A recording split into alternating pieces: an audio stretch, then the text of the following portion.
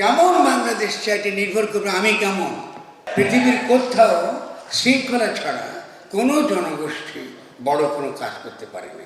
Mob কিন্তু রাষ্ট্র তৈরি করতে পারে না। মব জনগণ পারে, মব কিনতে পারে না। মব কী করে? মাজার ভাঙে গিয়ে। যখন রাষ্ট্র গঠন করার সময় তখন মব গিয়ে মাজার ভাঙে।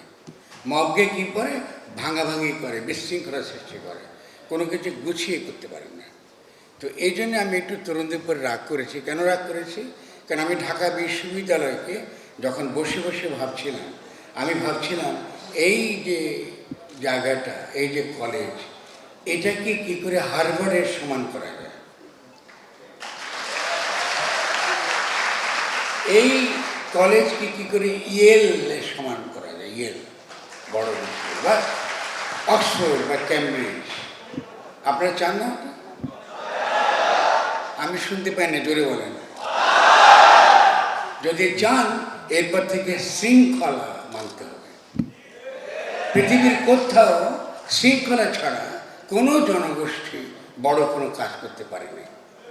তা আমি তরুণদের সঙ্গে রাগ করেছি যে তোমরা প্রথম থেকে উচিত ছিল, কাউকে যদি আমরা 10 মিনিট করে বক্তৃতা, ঠিক 10 মিনিট করে বক্তৃতা দেওয়া উচিত ছিল।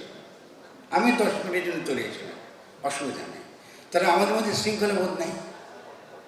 যদি আমরা শৃঙ্খলা শিখতে না পারি, আমরা কিন্তু বড় কাজ কিচ্ছু করতে পারবো না। শৃঙ্খলা অর্থটা কি? শৃঙ্খলা ওই যে আমি কী বললাম, আজকে আমরা কি অভ্যুত্থান পরবর্তী কেমন বাংলাদেশ চাই, কেমন বাংলাদেশ চাই এটা নির্ভর করবে আমি কেমন। আমরা যখন গণ অভ্যুত্থান করেছিলাম তখন কিন্তু আমাদেরকে পরিকল্পনা করতে হয়েছে, যোগাযোগ করতে হয়েছে, ভাবতে হয়েছে, ফোকাস থাকতে হয়েছে, সুনির্দিষ্টভাবে আমাদের কী করতে হয়েছে, আমাদের দৃষ্টি নিবদ্ধ রাখতে হয়েছে। এর মানেটা কি? যে শত্রুর প্রতি আমাদের সকলের চোখ একত্র নিবদ্ধ থাকতে হয়েছে, ফলে আমরা জয়ী হয়েছি। আর শেখ হাসিনা পালাতে বাধ্য হয়েছে, ঠিক না? তাহলে আগামী দিনে আমরা কি করব? এই যে প্রশ্নটা তুললাম আমি, কেমন বাংলাদেশ চাই, এটা নির্ভর করবে আপনি কেমন। খুব পরিষ্কার, যেমন প্রজা তেমনি কিন্তু রাজা।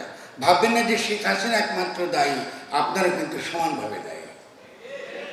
ফলে আগামী দিনে কী করতে পারবেন, এটা কিন্তু আমরা নিজেরা কী করতে চাই, আমরা কোথায় সুনির্দিষ্ট, আমরা কোথায় দৃষ্টিটা নিবদ্ধ, সেটা করতে পারলে আমরা খুব তাড়াতাড়ি অগ্রসর হব।